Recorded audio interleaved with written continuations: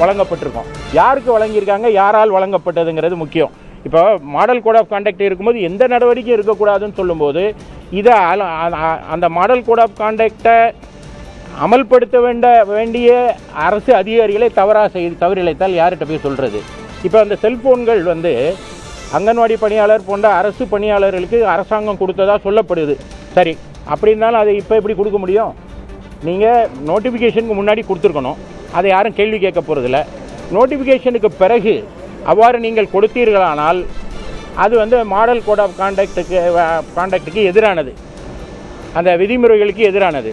சரி, கொடுத்தது அரசுடைய செல்ஃபோன் தானா அப்படின்ற சந்தேகம் கூட எனக்கு இருக்குது. ஏன்னா ஆளுங்கட்சிக்கு வேலை செய்வதற்கு ஆளுங்கட்சியை ஸ்பான்சர் பண்ணியிருக்குமோ, திராவிட முன்னேற்ற கழகமே ஸ்பான்சர் பண்ணியிருக்குமோ, ஏன்னா இந்த பணிகளை செய்வதற்கு மக்களோட நெருக்கமாக இருக்கிற இந்த கீழ்நிலை அதிகாரிகளை பயன்படுத்திக் கொள்வதற்கு திமுக செய்திருக்குமோ என்ற அச்சமும் சந்தேகமும் எனக்கு இருக்கிறது, எங்களுக்கு இருக்கிறது. இது மட்டும் இல்லாமல் திருப்பூர்லேயும் கரூர்லேயும் ஈரோட்லேயும் கூட நேற்று முன்தினம் இதை கொடுத்துட்டதா கூட சொல்கிறாங்க. அப்படி இருந்தால் அது கம்ப்ளீட் வயலேஷன். அவ்வாறு செய்த அதிகாரி மீது சட்டப்படி நடவடிக்கை எடுக்கணும் அப்படின்னு கேட்டிருக்கோம். ஏன்னா தேர்தல் நடத்தை விதிகள் இருக்குங்கிறது யாருக்குன்னா, அப்பாவி காரில் போகிற, ஹாஸ்பிட்டலுக்கு போகிறவன், கையில் கொஞ்சம் பணம் வச்சுருக்கவனுக்கு தான் தேர்தல் நடத்தை விதிகள் இருக்கா? அவங்கள நிறுத்தி மருத்துவமனைக்கு செல்கிறவன்ட்ட பணத்தை பறிக்கிறது, வியாபாரி பணம் வாங்க போனால் அந்த பணத்தை விளக்கம் சொல்லுன்னு விளக்கம் கேட்குறது, அவசரமாக காலேஜுக்கு ஸ்கூலுக்கு போகிற வண்டிகளை நிறுத்தி சோதனை போடுறது, இதுதான் தேர்தல் நடத்தை விதிமுறைகளா? தமிழ்நாட்டில் இவ்வளோ பெரிய பேலட்டண்டாக ஒரு பெரிய தவறு நடந்திருக்கிறது. யார் செஞ்சான்னா அரசு அதிகாரிகள் செஞ்சுருக்காங்க. அப்போ அது யார் சுட்டி தட்டி கேட்பது என்ற வகையில் அது மிகப்பெரிய வயலேஷன்கனால நான் தேர்தல் ஆணையத்தில் இது குறித்து அதிமுக சார்பில் புகார் மனு அளித்துள்ளேன். கிரிராஜன் எல்லாரும் கச்சேரிக்கு போனாங்கன்னு எங்காத்துக்காரரும் கச்சேரிக்கு போனாருங்கிற மாதிரி கிரிராஜன் நீதிமன்றத்துக்கு போயிருக்காருன்னு நினைக்கிறேன். அதாவது நான் விவரமாக சொல்லணும், நாங்கள் நீதிமன்றத்துக்கு போனோம் நேரு மீது அந்த நடவடிக்கை எடுக்கணும்னு. ஏன் போனோம் அப்படின்னா, அமைச்சர் நேரு தன்னுடைய டிபார்ட்மெண்ட்டில் அப்பாயின்மெண்ட் போடும்போது அதில் மிகப்பெரிய ஊழல் நடைபெற்றிருக்கிறது அப்படின்னு நான் கண்டுபிடிக்கல,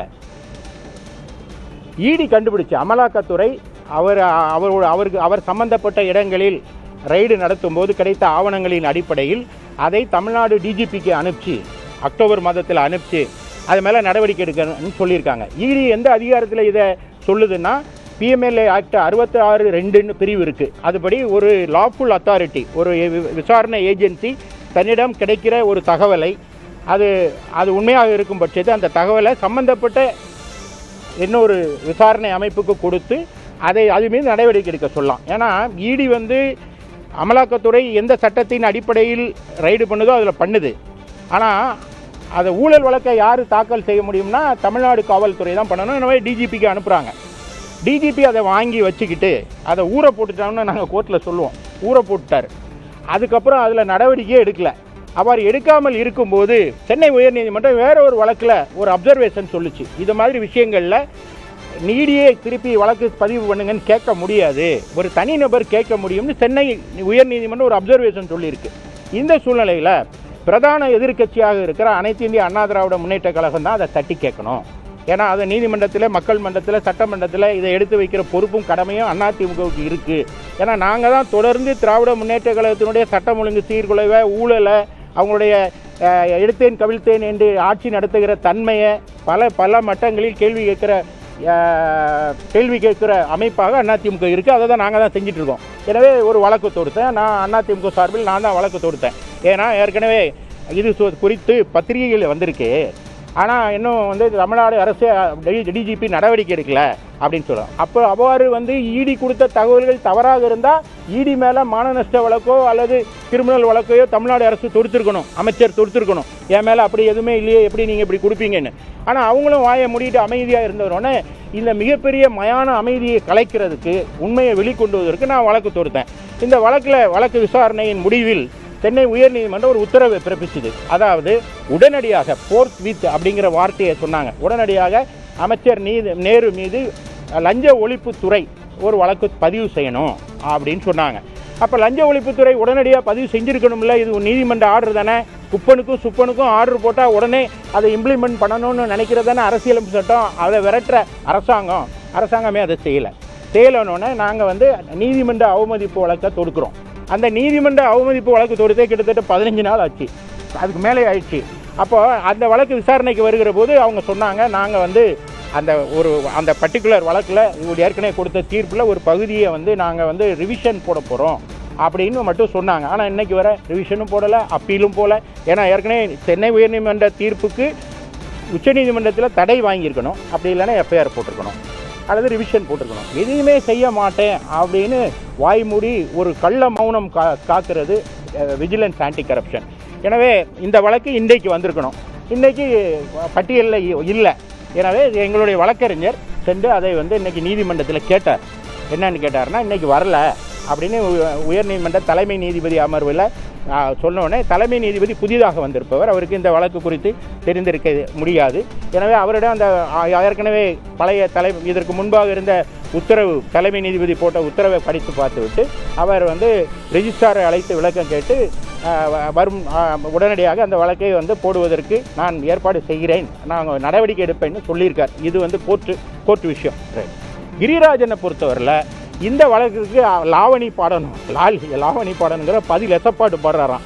உடனே அவங்க போய் ஒரு வழக்கு போட்டிருக்காங்க. இந்த வழக்கு என்ன, 7 அதிமுக மந்திரிகள் மேலே வழக்கணும். எங்கே ஆதாரம் என்ன? நீங்கள் நள்ளிரவில் ஒரு எஃப்ஐஆரை போட்டு விடிய காலமே கதவை தட்டி அமைச்சர் வீட்டிலலாம் ரைடு பண்ணிங்க. கடந்த 5 ஆண்டுகளாக நம்ம இந்த காட்சிகளை பார்த்தோம்.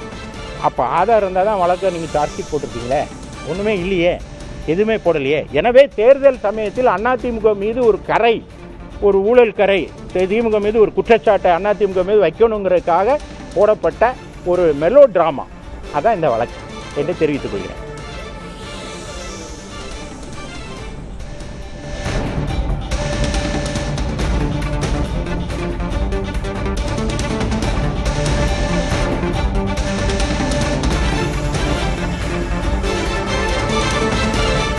நடவடிக்கை எடுக்கலாம் 40. இப்போ நேற்று நான் கொண்டு போகும்போது 23 முந்தா நாள், இப்போ அது 40 எண்ணிக்கை உயர்ந்துருச்சு.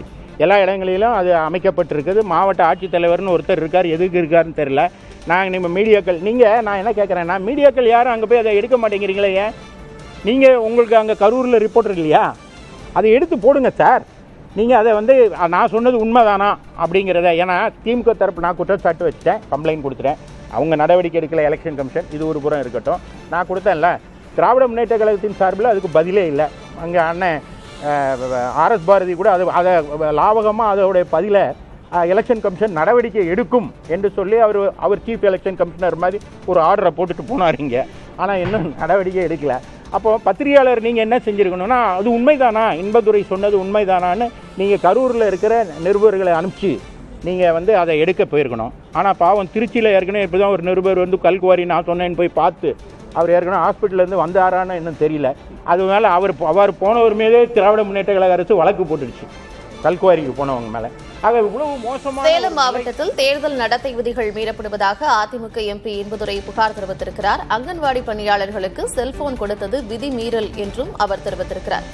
அப்பாவி பொதுமக்களுக்கு மட்டும்தான் தேர்தல் விதிகள் பொருந்துமா என்றும் கேள்வி எழுப்பியிருக்கிறார்.